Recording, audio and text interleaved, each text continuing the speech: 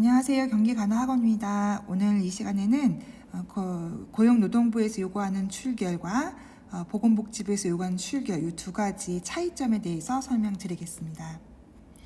먼저 고용노동부와 보건복지부의 간호조무사 출결 관리의 목적을 먼저 말씀드리고 설명드릴게요.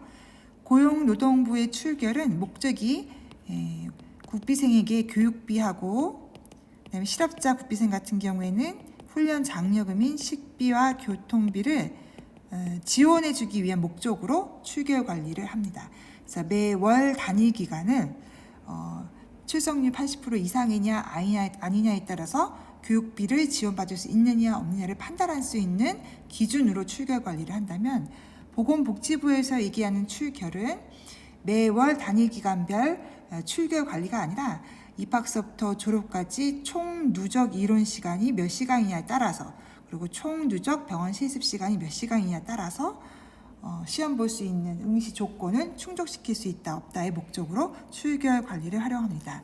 다시 말씀드리면 고용노동부 출결은 월 출석률이 80% 이상일 경우에 교육비와 식비 교통비를 지원받을 수 있습니다. 그러나 월 출석률이 80%를 1년 내내 유지하면은 총 이수 시간이 1520시간이 안 나오게 되거든요. 그럴 경우에는 보건복지부가 요구하는 응시 조건을 충족하지 못해서 시험 응시가 안 됩니다. 그래서 간혹 월 80%의 출석률만 유지한다 하더라도 남은 기간 동안 출결 관리를 잘 하셔야지만 시험 응시가 가능합니다. 고용노동부는 월 1회 휴가도 사용할 수 있어요. 물론 이 휴가는 수업을 안 듣긴 하지만 결석으로는 처리되지 않기 때문에 이날에 해당하는 교육비와 식비 교통비도 지원받으실 수 있습니다. 휴가를 사용하지 않고 그냥 결석할 경우에는 이런 지원이 안 되지만, 월 1회 결석은 하지만 수업은 듣지 않지만 월 1회에 한해서 교육비와 식비교통비를 휴가 일자에 해당하는 교육비와 식비교통비도 지원받으실 수 있습니다. 고용노동부는 월 단위 기간의 출석률이 중요하기 때문에 학원에서 정한 시간표에 따라서 출석을 하셔야지만 인정을 받으실 수가 있습니다. 예를 들어 의료기관 실습 중에 저희 같은 경우에는 오전 9시부터 오후 5시까지를 8시간 출석으로 인정이 되는데요. 이때 9시부터 5시도 8시간이고 오전 8시부터 오후 4시까지도 8시간이 되지만, 고용노동부는 노동부 전산에 입력되어 있는 9시부터 5시까지 이 시간 안에 실습을 했냐 안 했냐가 출결 관리에 중요하기 때문에 하루 8시간 실습한 것이 중요한 것이 아니라 학원에서 정한 시간표에 나와 있는 시간으로만 출석을 하셔야지 국비 출결로 인정받을 수가 있습니다.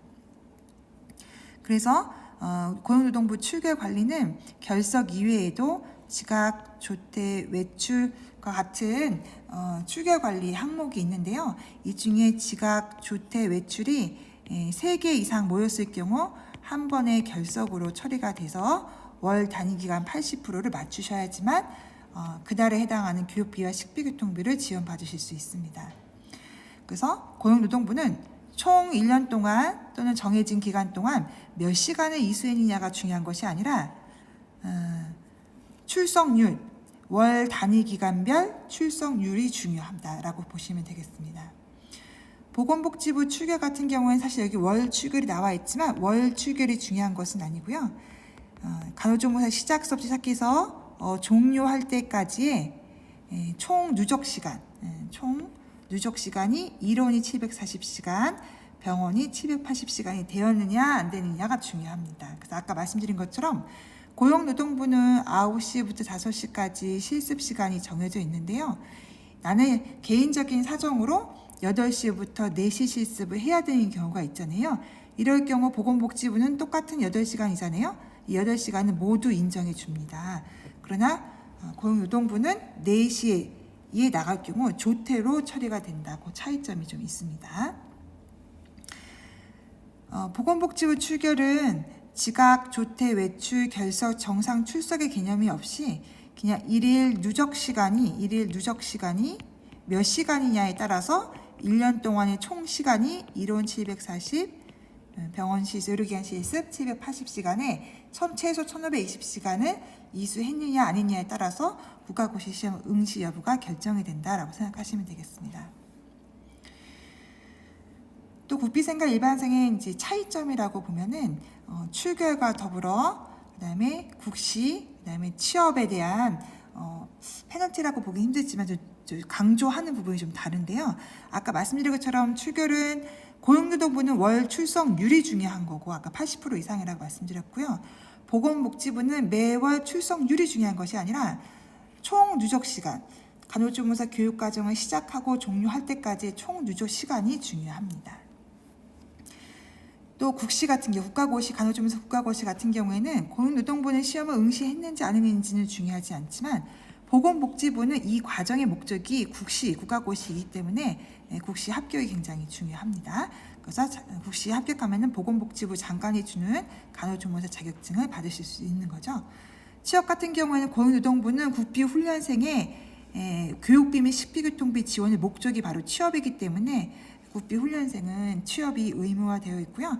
보건복지부는 취업이 선택이다라고 보시면 되겠습니다. 그래서 보건복지부 측면에서 봤을 때 국비생이든 일반생이든 보건복지부는 취업을 선택으로 본다라고 보시면 되고요. 고용노동부는 국비생에게만 적용되는 그 방침이다라고 생각하시면 되겠습니다. 그래서 저희 경기간호학원에서 진행하고 있는 모든 교육 프로그램은 일반생이든 그 다음에 보건복지부 일반생이든 고용노동부 국비훈련생이든 상관없이 누구에게나 기본적으로 국가고시 응시의 조건인 이론 740시간과 의료기관 실습 780시간을 모두 이수하실 수 있도록 저희가 도와드리고 있고요. 그 중에서 매월 단위기간별 출석률을 보는 것은 고용노동부 국비훈련생이 교육비와 식비교통비 지원을 위한 조건을 충족시키는 방법으로 저희가 또 별도로 또 출결 관리를 또 하고 있습니다. 네, 여기까지 경기간호학원이었습니다. 감사합니다.